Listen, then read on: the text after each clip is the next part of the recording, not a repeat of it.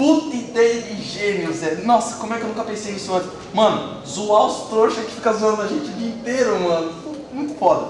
Dá um link nesse desenho, mano. Ficou muito... Não, muito louco mesmo, hein? Paga um leve nesse desenho do coqueiro aqui, mano. É um coqueiro, mano, cara. Muito louco. Pegou uma sacada, né, mano? Olha a baleia azul aqui do Erickson, mano.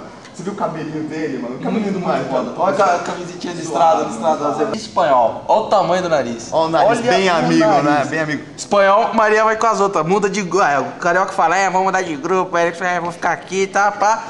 Espanhol mudou também. Maria vai com as outras, mano. Quatro queixos ali. Tem quatro queixos aqui. Puta, pega esse desenho do Alex, mano. Ficou zoado, mas é louco. Ficou muito foda. Olha esse queixo, mano. Esse queixo Mano, e o slow aqui? Não, o slow ficou muito bom, mano. Cabecinha olha essa chata. cabeça, olha essa cabeça. Não, praticamente tinha que tá dormindo, né? retrato. Tinha. Mais lerdo do que tudo. Mas tá chorando, né? Pra variar um pouco. É, pouco emo. Pouco emo. É, ele e o Erickson combinando, né? 2 filhos de Smallville. Pega esse coqueiro, mano. Olha essa cabeleira, ó. Puta, tá igualzinho, mano. Olha o óculosinho, esses coquinhos, muito foda. Agora, o que ficou melhor de todos... Não, traidor, né? Traidor mor foi o Eric Zebra. Não. Voltou pros Cláudios, né? Voltou pros Cláudios. Paga pau pros Cláudios. Pega isso aqui, mano. Essa baleinha aqui com essa camisetinha de zebra, mano. Muito foda. Essa camisetinha aí.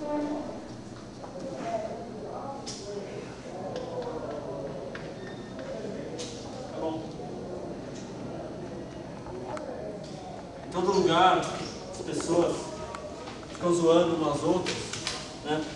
Isso me altera, me deixa um pouco com raiva, né? Muita raiva. A raiva me consome, mas vocês sabem, algumas pessoas já sabem o que acontece quando eu fico nervoso, quando eu fico com raiva. Vocês só sabem, né? Sabe, né? O que acontece?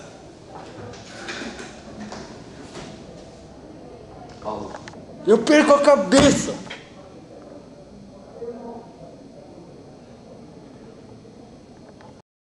Perco a cabeça. Perco a cabeça. Perco a cabeça. Perco a cabeça. Perco a cabeça.